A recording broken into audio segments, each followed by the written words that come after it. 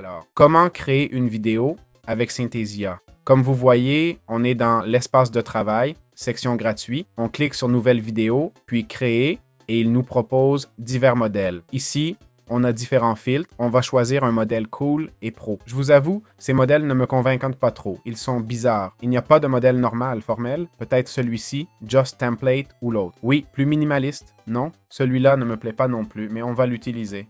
On prendrait ce modèle, par exemple, et on aurait une scène. Ensuite, on clique sur Ajouter une scène. Chaque modèle a 1, 2, 3, 4, 5, 6, 7, 8 scènes. 7. Pardon. Ici, on peut ajouter différentes scènes. Si on appuie sur Play, on pourra voir, je vous le dis, la fille va bouger, ok?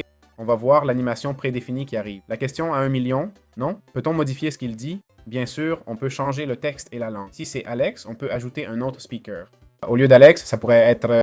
évidemment, tout ça, c'est premium, non? Celui-ci, on le change pour Jimmy. On change, et au lieu de l'anglais, disons, il n'y a que des voix anglaises ou britanniques. Donc, pas beaucoup d'autres options. OK, naturel. Voyons comment ça sonne. Pardon, j'avais coupé le son. Pas mal du tout. Le filigrane, faut l'éteindre pour l'enlever. On a des logos ici. On pourrait remplacer cette image par... Ah, regardez, ils ont des pixels inclus. Oh, super, super, super. Voyons si je mets ça. Il le remplace. Pas la meilleure image, je sais, mais on peut aussi ajouter du texte. Bon, je ne vais pas détailler chaque fonction, c'est un peu trop.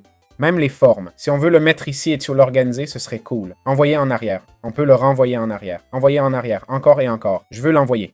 Envoyer au fond.